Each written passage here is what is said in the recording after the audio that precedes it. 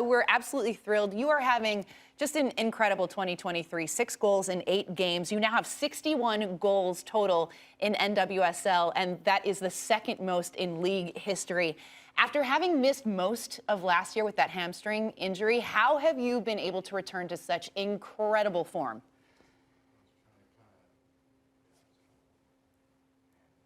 I think that when I was in Kansas City, I got a really great rehab. And so when I was able to come back out and play again, I didn't really need to think about my injury because I knew it was taken care of, and it was going to be on my body for the rest of the year. So I was just able to focus on like fitness and getting my touch back and just coming out, not having to worry about second guessing myself and just saying, you know what, if you're going to do it, just go for it. Like, try it. If you mess up, so what? And don't like put so much pressure on yourself. Lynn, I've been in your situation in terms of like trying to get back to fitness and working on the touch. How long did you think it took for you to get that final touchdown right? Because as a striker, it's got to be spot on, and it seems like now it's clicked, but how long did it take? That's so funny you ask, because sometimes I feel like it's not back. Sometimes I do something and I'm, let's forget about that. But I got cleared to play in November. And then I got called into that national team camp in January, and then She Believes after that. And even during those camps, I didn't really feel like myself just yet. I was like still trying to, when you're like on the field and you're like, things are moving so fast that you didn't get to experience for a whole year. So not until I got back with Gotham and in preseason and was able to touch the ball regularly with the team did I feel like I really was getting my touch back. So I would say probably like 3 months after I was officially like cleared. Wow. Lynn, I want to ask about your time at Gotham because what an insane start, You've been scoring some incredible goals, but talk to me a little bit about the partnerships you're starting to create, especially with Yasmeen Ryan. I mean, this is starting to look really potent. Yeah, Gotham, I think right now, obviously I was here last year, but right now it's in a transition year, a regrowth, rebuild. And Yasmeen, she has so much potential. Like, her ceiling is so high. She's obviously a young player, but her vision is awesome, and her technical ability is far beyond her age. And so I think that as a team, we just want to work hard for each other and make each other look good and do our role, whatever that role may be. Some days my role is being the best defensive player, or some days my role is putting the ball in the back of the net. And so I think every person on this team, like, to be the best team, you have to be a team. And I think that we are just slowly building relationships. We are, like I said, it's a rebuild year. So a lot of us are coming from other teams where we had different philosophies and different styles. And now I think you're starting to see it mesh. And that starts with trust. And so with like Yasmeen, Christy, Midge obviously has an injury, but with Midge, we just trust each other that we're going to put the game away. Then you're the second highest goal scorer in NWSL history. Do you get tired of scoring goals? Who gets tired of scoring goals? Absolutely not. Absolutely not. Lynn, do you have a favorite goal? That's what I was going to ask. I always get asked that question. I don't know. I think the most memorable goal would have been in 2016. In the final against Washington, scoring that header for us to go to PKs. I think that's just the most memorable because it was like the most dramatic, more like a Cinderella story. So I'm gonna pick that one because that's the first thing that came to my brain. Well, we'll go from memorable goal to potential memorable moment. World Cup coming up, and it seems like you're coming into form at just the right time.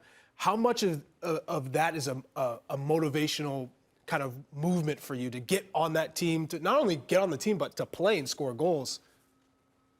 Yeah, obviously it's a huge motivation. In 2016, I had an opportunity to go to the 2019 World Cup, and I didn't live up, I feel like, to my own potential. And then obviously the Olympic roster being an alternate on that, I think it like the feeling, you get these gut-wrenching feelings of like, oh, I was almost good enough.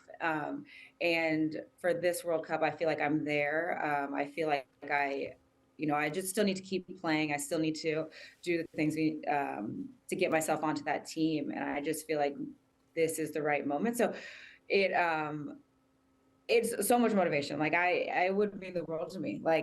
I think every person, every player, you dream of being at a World Cup. You dream of being on the big stage.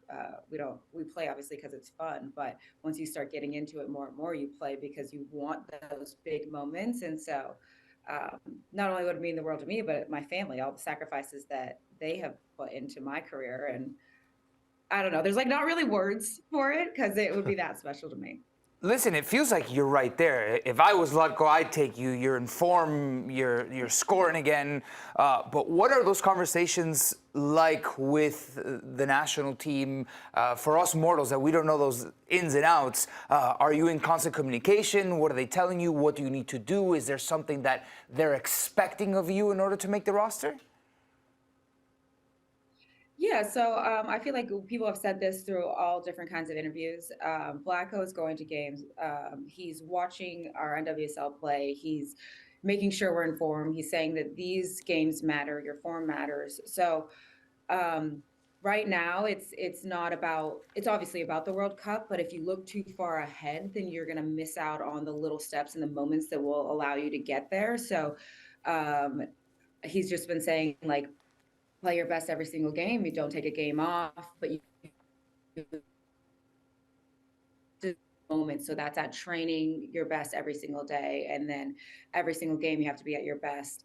And then hopefully you get to make the World Cup team. So it's not necessarily about like this big World Cup thing. If you think about that, then you're gonna miss all these little steps in between. So that's what he's been saying to people. But yeah, he's coming to games, he's watching. You gotta be on your game. Well, Lynn, I'm here to tell you that you make my squad for the World Cup a fits.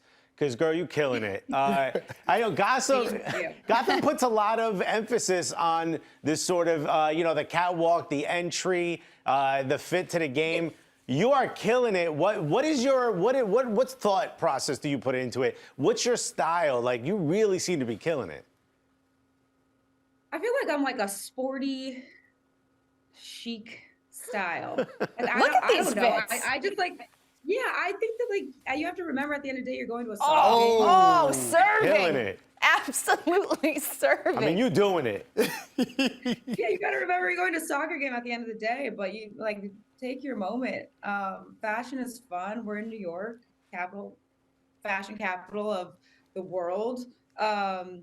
So why not have some fun, relax a little bit? Games should be fun. I said that at the beginning. Like soccer is a game; it should be played with fun and joy. And I think that anytime we could add a little bit joy with like fashion, if you're into that, then why not? Look good, feel good, you feel good, you play good. You play good. That's You right. doing it, because do you have a favorite pair of sneakers that you rock? Favorite pair of shoes? Oh, you guys, like it's you have no idea how many shoes I have. It's like pretty absurd. So Yeah. I would like to I see don't know your if I have, closet like, a compared to favorite Charlie's. one. Over under 200 sneakers. Under, but like close. Yeah. Ooh. Under but close. I mean, and that's, how do you have a closet that big in New York? I mean, it's Under very your tight, bed, behind the tight living TV. spaces. Yeah, they become decor. Smart woman. Lynn WIlliams, continued success, and thanks so much for taking the time to join us here today. Thank you so much for having me. Keep balling. Keep balling. It's the only thing she knows how to do.